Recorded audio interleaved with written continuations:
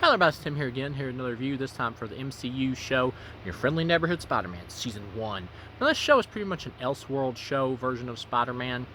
I was surprised they didn't just do like a version, or a Tom Holland series, even if it was animated. I was surprised they didn't do something with that. But I guess the reason they didn't do that is because they just didn't want to use up any potential stories that they could do for the Tom Holland version in the future, or whatever direction they want to take that character.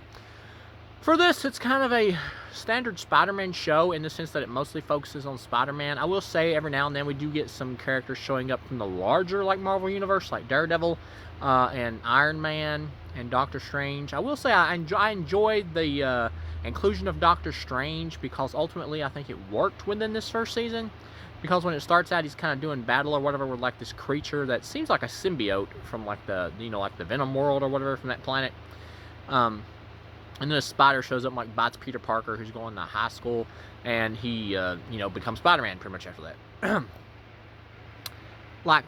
And then it wraps around by the last episode where you see that where the creature it actually came from was from Norman Osborn in this series, and then it jumps to like a portal or whatever that's created by Doctor Strange, which causes like basically a time loop where the spider or whatever the Osborns created later, so he can kind of create more people to have like the powers and abilities of Spider-Man, actually goes through the loop goes through the portal as well, created by Doctor Strange at the end of the series in the final episode, and then it all wraps around. That same spider is the one that bites Peter Parker at the beginning of the series in the first episode.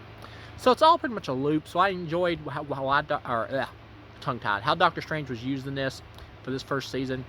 Other characters who show up, like Iron Man's here for like 1 second, where he helps like apprehend like Dr. Octavius, who is like creating like these weapons and stuff for these like pretty much just like random gang members and stuff like that to use. Why, I'm really not sure. I don't think they kind of explain that well. He's just evil, I guess, because he's just kind of turned away from Oscorp, who he used to work for. Other things in the show, like the voice acting, I think is like great for the majority of the characters. I think everybody sounds good.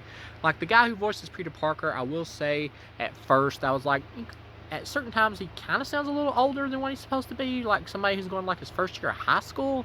Seems more like he should like be in like his second or third year. But I warmed up to it throughout the show, and for the characterization of Peter Parker throughout this season, I think it works, and I think he does a great job for the voice acting for him. And nobody else I really had any problem with at all. I thought they were all doing a good job. This version of Harry Osborn, they changed like his ethnicity from the comics, where he was just kind of like a standard white guy.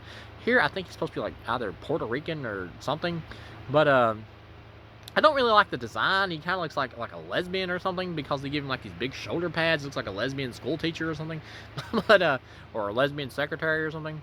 But as far as the characterization goes, I did really like it.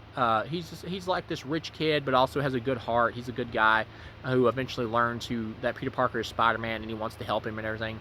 And I also like how in this, like, Norman Osborn learns that Peter Parker is Spider-Man, and he ultimately wants to like help him too. But also at the same time, they don't play Norman Osborn as like pure evil, but they play him as more like kind of like an extremist, where he doesn't trust like superpowered beings and all that, and he wants to like basically use Spider-Man for his own gain and everything, to like make sure everything else is in check. Pretty much weaponize Spider-Man is what you can kind of get the ideas going through his ulterior motives, even though he doesn't say it to Peter. But he kind of teams up with Peter Parker throughout the season, is like helping him out or whatever, and helps him like get another suit and everything. And then by the end of the season, after his suit gets destroyed in a fight with the Scorpion, which was a pretty cool battle, and they make the Scorpion out to be like a badass here. He's like just like a gang leader off the street or whatever, which I thought was kind of an interesting change. I think it works here. His suit gets destroyed, and at the end you find out like his standard suit is created by Harry Osborn, basically. Harry creates like his standard suit that he uses for like the final of the season, that he will go on to use, and like, sorry about that, but I dropped my phone. However many more seasons of the show we get.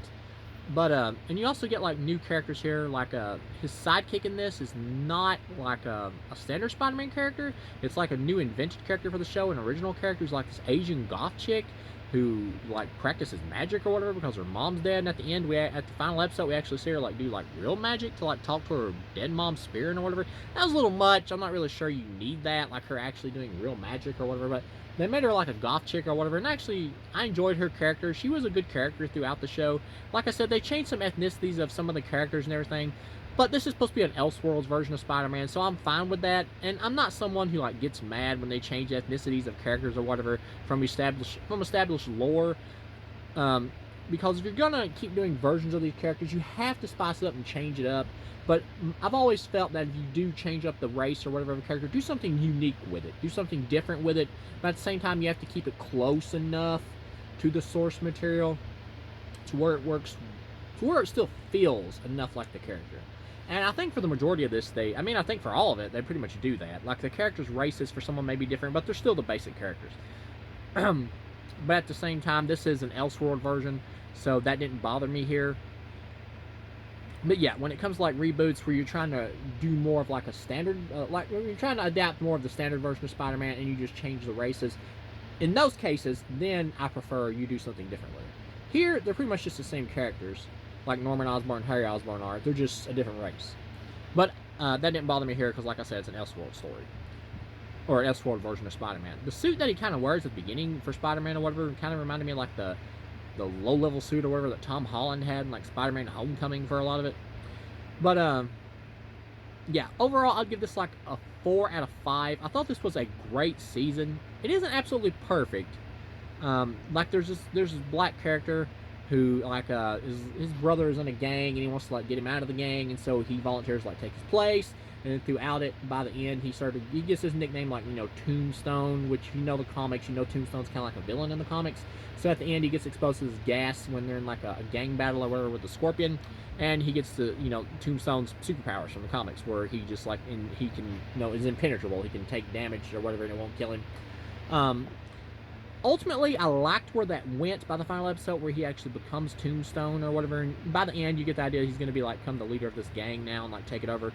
I liked his character arc, how he's kind of just like this jock or whatever, average guy who by the end, who doesn't want to be in this gang or doesn't want anything to do with it, just trying to help his little brother. But then by the end, he takes it over. I like that character arc, but throughout like most of the season, it's just kind of there as like a side plot. And while it's done mostly well, it doesn't feel that connected to like the Spider-Man plot in this. It's just kind of there. So that kind of distracted a little bit from the writing for me. But by the end, I think it wraps up well. And then Daredevil is another one. He has like a girl sidekick or whatever that's in this, who's like infiltrates Oscorp, is like one of the people working there or whatever, one of the younger people. I don't really know who her character's supposed to be. I don't even know if Daredevil has like a female young sidekick or a female or a daughter or whatever in the comics or whatever. I don't know enough about Daredevil's comics to know that. Like, beyond like Bullseye, he fights Kingpin, all that, and Daredevil's like origin and stuff. That's pretty much about all I know. Or maybe this is like an Elseworld character invented for this. I don't know. But yeah, Daredevil is handled well here when he's on screen and voice acted well. But he really could have just been took out of this. He's the one that added to this to make it more of an expanded universe that you just really didn't need. But yeah, overall, this was a 4 out of 5. I thought this was a great first season of the show, and I definitely look forward to seeing what they do with Season 2. So, thank you guys for watching, and I'll see you again.